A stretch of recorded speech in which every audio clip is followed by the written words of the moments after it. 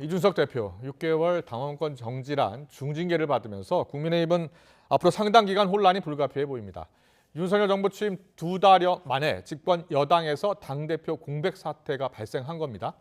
오늘 나온 윤석열 대통령 국정 지지율을 봐도 지금 간단치 않은 상황입니다. 배종찬 인사이트K 연구소장과 자세한 말씀 나눠보겠습니다. 어서 오십시오. 안녕하십니까? 안녕하십니까?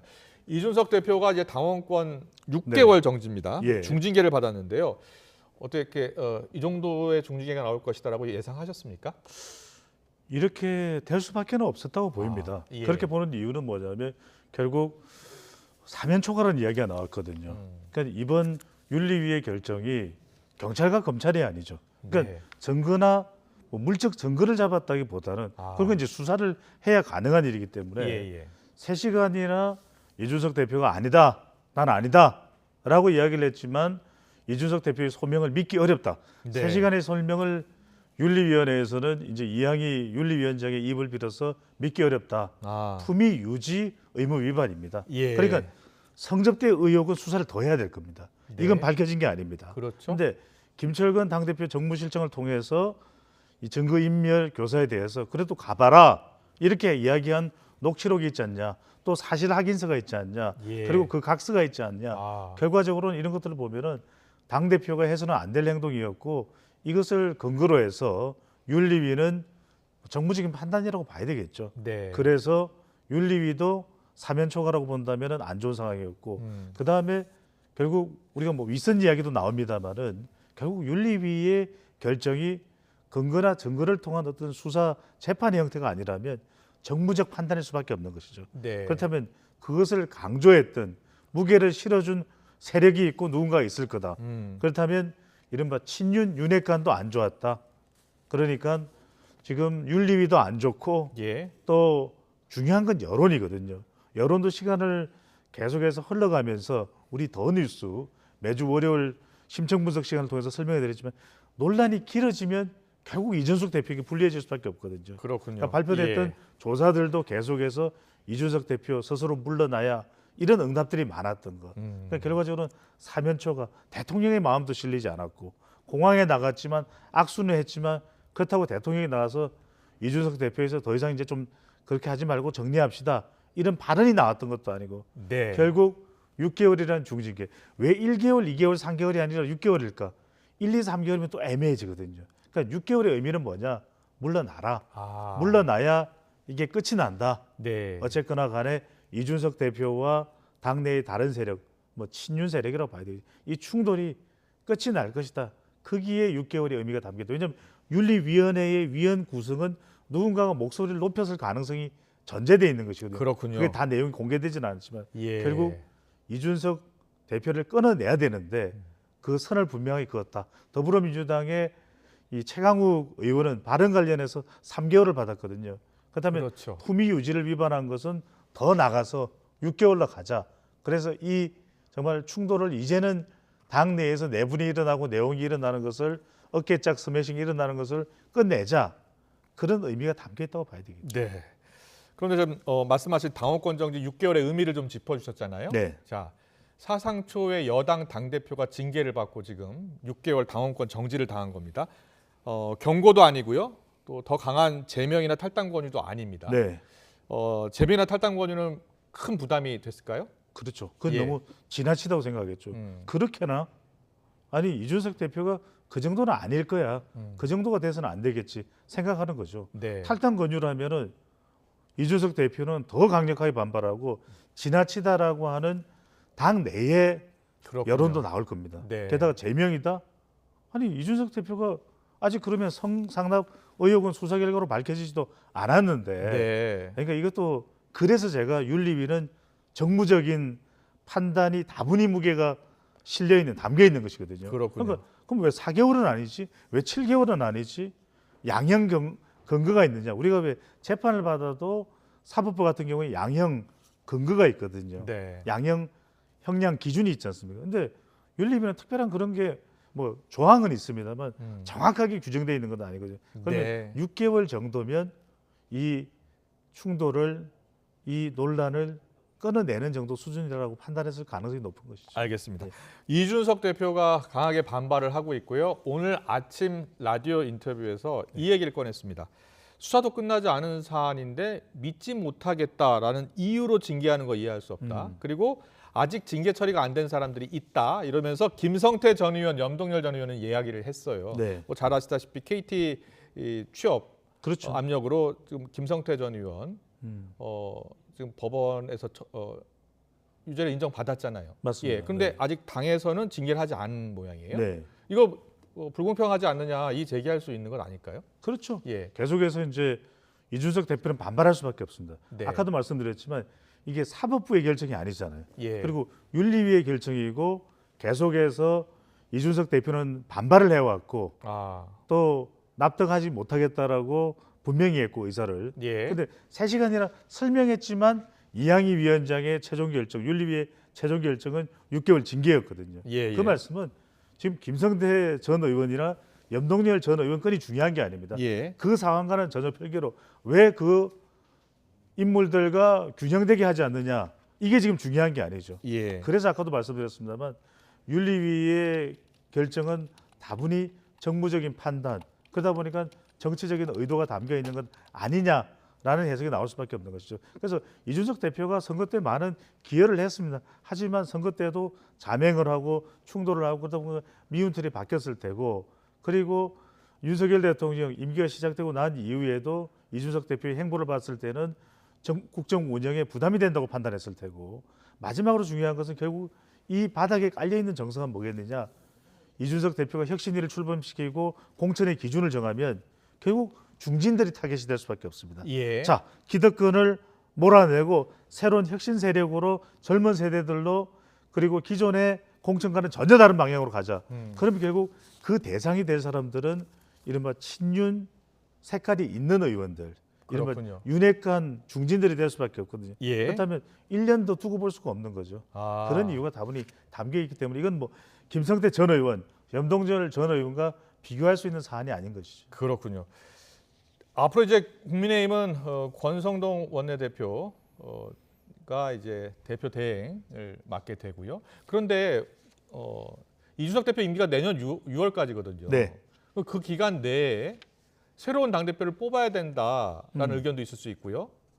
자, 어떻게 결론이 날 것 같습니까? 일단은 당장 지금은 분란이 일어난 거죠. 네. 그래서 뭐 김용태 최고위원도 이건 쿠데타다 이런 이야기를 하고 있는 상황이기 때문에 반란군을 토벌해야 된다.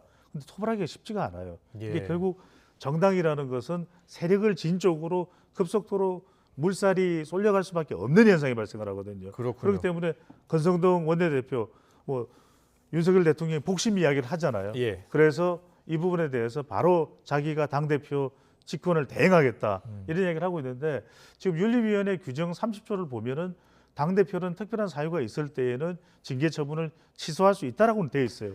그런데 그렇죠. 예. 지금의 최고위원 상태에서 지금 배현진 의원도 최고위원 중에 한 명입니다. 그리고 이준석 대표와 가까운 정미경 최고위원도 최고위원입니다. 네. 그런데 따지고 한번 보면 지금 이제 물러나야 되는 결정이 내려진 셈인 이준석 대표에게 과연 현실적인 이해관계가 걸려있는 최고위원들이 힘을 실어줄까? 아. 그러니까 지금 2024년이지만 아직 이제 뭐 2년도 채 안 남았거든요. 예, 그러면 예. 공천이 걸려있는 이 최고위원들이 그 부분에 대해서 이준석 대표 쪽으로 더 무게를 실어줄까? 그럴 가능성은 크지 않은 것이죠. 그렇군요. 그렇다면 앞으로 이 대표는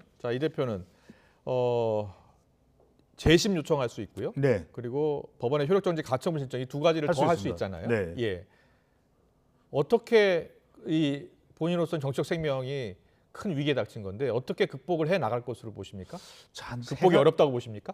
쉽지는 않을 거예요. 한 세 가지 정도 시나리오를 생각해 볼 수 있는데 네. 재심은 당 내에 하는 겁니다. 네. 그런데 지금 정말 논란과 계속해서 내용이 이어지면서 결정이 내려진 이 윤리위의 재심을 해서 번복이 될 가능성이 상당히 있을 것이다. 재심 낮다. 그렇게 예. 보기 어려워요. 그리고 예. 가처분 시장인데 법원에서 이 소송을 통해서 진행되는 사안이 빨리 내려질 일도 없거니와 예. 그렇다고 해서 마냥 이준석 대표에게 유리한 결정이 내려질 거라는 보장도 없는 겁니다. 그렇네요. 그렇다면 예. 우리가 생각해 볼 수 있는 것이 탈당을 안 하고 이래 당 내에서 어떻게든 세력을 모아서 이준석 대표가 대응을 할 것이다. 쉽지 않아요. 이제 일단은 대표적을 내려놓으면 그쪽으로 좀 세력이 결집되기 쉽지 않습니다. 유승민 전 의원과 가까우니까 유 전 의원께서 도와주세요. 유 전 의원이 얼마나 결집을 할 수 있겠어요. 또 하나는 뭐냐면 탈당을 해서 창당을 한다. 그게 어려운 건 뭐냐면 바른미래당 2016년에는 국민의 이 당이 네. 빛났지만 예. 지금은 양강구도입니다. 그렇기 때문에 탈당해서 창당을 하는 것도 어려워요. 그다음에 뭐냐? 그럼 조용히 있으면서 제기하거나 본인의 이 권한 자체를 이 본인에 대한 좀 복권할 수 있는, 회복할 수 있는 그런 걸 좀 기대해 볼 수 있을까 쉽지가 않아요. 그렇군요. 네. 일단 소장님 보시기에는 징계처분 취소는 최고위원회에서 통과를 해야 되는데 어려울 것이다. 재심 청구도 받아들여지지 않을 것이다. 효력정지 가처분 신청도 시간도 오래 걸리고 어려울 것이다. 그렇다면 이준석 대표가 선택할 수 있는 다음 카드는 뭡니까? 물론 여기에는 이제 결국에는 이준석 대표가 꺼내들 수 있는 비단 주머니는 본인의 지지층이죠. 그래도 남아있는 이준석 팬덤이 남아있습니다. 예. 그래도 2대남, 3대남 남아있고 그래서 이들이 떠나버리게 되면은 국민의힘이나 대통령의 또 지지율에도 상처날 수밖에 없거든요. 네. 이걸 또 간과할 수는 없습니다. 이들이 얼마나 결집해서 이준석 대표를 옹이해 주느냐. 안 돼. 우리 준석이 지켜야 돼. 이렇게 보낼 수는 없어. 지몸미 못 지키면 우리가 미안해져. 예. 이런 상황이 발생한다면 그러니까 이들이 얼마나 되느냐. 네. 그러니까 이들이 얼마나 또 확대되느냐. 확대되지 않고 그냥 좀 이 어느 정도 기간 동안만 진행되다가 또 가라앉느냐. 네. 이렇게 된다면 모르겠는데 남아 있는 것은 그래서 이준석 대표를 지지하는 여론 또 팬덤이 어느 정도의 위력을 발휘할까. 그래서 이건 조금 생각이 나눠집니다. 그래도 상당한 위력을 발휘할 것이다. 2대남, 3대남, 광주에도 얼마나 호남 공들이기를 했습니까? 네. 그 수도권 호남 민심 그리고 국민의힘을 이제는 보수 정당이지만 다르게 접근하고 그래 이준석이라는 사람이 당 대표가 될 만한 정도의 정당이야. 그래서 관심을 표명했던 그들이 과연 이 사태에 대해서 얼마나 목소리를 내줄지 네. 목소리를 내지 못할 것이다. 목소리를 낼 것이다. 그 부분이 앞으로 지켜볼 내용으로 보입니다. 알겠습니다. 그런데 일단은 지금 친윤계 의원들 목소리가 잠잠합니다. 네. 하지만 조만간 물러나라 이렇게 자진 사퇴 요구도 할 것 같거든요. 그렇겠죠. 그런 목소리가 조금 커질 것 같거든요. 어떻게 네. 보세요? 커질 수밖에 없죠. 왜냐하면 대통령의 지지율이 하락하고 있는 상황에서 정당 지지율도 타격을 받았거든요. 네. 그런데 이 논란이 계속된다. 이준석 대표가 이걸 수용하지 못하고 이제 여론전에 들어간다. 예. 못 받아들이겠다. 나는 이제 반윤의 전면에 나서겠다. 이렇게 되면 상당히 당의 처지도 공경에 처할 수밖에 없거든요. 그렇군요. 그럼 중진들은 이때 취할 수 있는 방법은 뭐냐? 이준석 대표를 빨리 정리하자. 그 다음에는 빨리 전당대회를 통해서 친윤 또 윤석열 대통령을 중심으로 해서 뭉칠 수 있는 당의 조직으로 전환하자. 예. 이런 상황이 연출될 수밖에 없는 것이죠. 알겠습니다. 그리고 어제 윤리 열리기 전에 JTBC 보도인데요. 성접대 의혹을 폭로한 당사자가 윗선의 정치가 폭로 배경에 윗선이 있다 이런 표현을 썼어요. 네네. 윗선 정치인이에요. 경찰이 이 윗선에 대해서 또 수사를 한다는 이야기도 있고요. 자, 이거 어떻게 봐야 되겠습니까? 이거 폭로의 배경에 윗선이 있다. 그렇죠. 이 이야기는 왜 나왔을까? 네. 그러니까 결과적으로는 윤리위의 결정이 어떤 실체적 진실을 밝히는 것이 아니라 정무적 판단이라는 거죠. 그렇다 보니까 이것이 그냥 장모씨라고 하는 제보자 한 사람이 이 사람이 연관돼 있는 이 사람만의 제보였을까? 예. 유튜브의 내용만 확인하고 가로세로 연구소에서 그 부분을 주장한 것만으로 이렇게 일사천리로 진행이 됐을까? 그게 아니라 적어도 윗선에 있는 당의 누군가. 그래서 이 제보자가 윗선의 내용을 이야기하면서 비서실이라는 이야기를 해요. 그럼 이 비서실이 대통령 비서실인가? 이렇게도 우리가 좀 넣어볼 수 있잖아요. 땡땡땡에 들어가는 게 궁금해져요. 그렇군요. 사실 누군가의 임무를 밝힐 수도 있지만 그러면 윗선이지만 그 윗선의 윗선도 있을 수 있잖아요. 네. 그건 이건 한 개인의 결정과 판단의 정무적 판단이 윤리위원회에 영향을 줬다. 왜냐하면 이항희 윤리위원장은 계속해서 하는 이야기가 우리는 아무 영향 받은 게 없다. 우리의 판단이다. 그런데 이 결정을 바라보는 시각에서는 그렇게만 보지 않는 거죠. 이 사건이 처음 가로세로 연구소에서 작년 말에 그렇습니다. 처음으로 의혹을 제기한 거잖아요. 12월 달에. 예. 그러니까 12월에 처음 의혹을 제기했는데 12월 전에 보면은 이른바 윤핵관과 이준석 대표의 갈등이 컸잖아요. 그럼요. 예. 그럼요. 그게 다 오롯이 뭉쳐져서 지금과 같은 과정이 또 결과가 연출됐다고 봐야 되죠. 네. 저도 뭐 칼럼을 하나 썼습니다만 예. 이준석 죽이기에 들어간 뭐 이런 표현은 뭐 좀 자극적인 표현일 수는 있습니다. 예. 그런데 그런 이유 중에 하나는 벌써 대선 때부터 안 좋았다. 네. 그리고 두 개의 태양이 있을 수는 없는 겁니다. 그러니까 대통령 임기가 시작됐는데도 윤석열 대통령의 국정수행에 이준석 대표의 존재가 부담된다. 세 번째는 뭐냐면 혁신위를 만든 배경이 뭘까? 공천 혁신 시스템을 통해서 중진, 결국 친윤이나 또는 윤핵관을 겨냥하고 있다. 그 당권과 그리고 공천과 그리고 좀 길게 멀리 남아있는 시간이지만 2027년 대선까지 연결돼 있다고 봐야 되는 거죠. 그렇군요. 네. 일각에서는요. 이준석 대표가 만약에 버티지 못하고 사퇴한다거나 할 경우에 탈당 가능성, 신당 창당 가능성도 이야기하는 분도 있더라고요. 그래서 아까 제가 말씀드렸죠. 세 가지 시나리오 중에서 탈당해서 창당하는 거, 양강 구도에서는 큰 효과가 없을 것이다. 그다음에 당 내에서 반윤의 전면에 나서서 윤석열 대통령을 반대하는 친윤에 대항하는 정치 세력으로 키울 것이다. 쉽지가 않아요. 쉽지 않습니다. 예. 그렇다면 마지막 남아 있는 것은 조용히 은인자중하면서 제기를 하거나 이런 이 본인의 명예가 훼손된 부분에 대해서 복권되는 기회를 노려야 되는데 이게 중요합니다. 이게 마지막 남아 있는 기회인데 이때 이른바 이준석의 팬덤이 얼마만큼 작동될 것인가. 그리고 대통령의 지지율이 또 승승장구 반전해서 올라간다면 지금은 하락세지만 올라간다 그러면 이준석 대표가 더 묻힐 수밖에 없거든요. 그렇군요. 그러니까 이 대통령 지지율과 정당 지지율의 지표와도 상관은 될 수밖에 없는 것이 이준석 대표가 그 이야기했잖아요. 20일 만에 대통령 지지율 20% 올릴 수 있다. 그 말도 했죠. 네. 예. 알겠습니다. 윤석열 대통령이 오늘 출근길에 이렇게 얘기했습니다. 당원으로서 안타깝다. 하지만 대통령이기 때문에 당무 언급 부적절하다 이야기를 했습니다. 그러면서도 이런 얘기했어요. 당의 모든 의원 힘 합쳐서 이 어려움을 극복해 나갔으면 좋겠다. 이렇게 이야기했거든요. 자, 최근에 일련의 윤심이 작용한다, 작용하지 않는다 여러 이야기가 많았잖아요. 네. 개인적으로는 어떻게 보세요? 윤심이 이준석 대표에게 도움을 주고 무게를 실어주지 못한 것이죠. 그러니까 예. 윤석열 대통령의 발언은 이런 상태로 갈 것을 뭐 개입했다는 것이 아니라 결국 이렇게 갈 수밖에 없는 상황이다. 그러면 이준석 대표는 징계를 받는 것이고 빨리 수습해 달라. 내 지지율도 지금 타격받고 있다. 네. 이런 이야기인 거죠. 그러니까 이른바 공항 영접에서의 이준석 대표의 애절한 또 절박한 절실한 악수는 그다지 효과가 없었던 것이죠. 그렇군요. 예.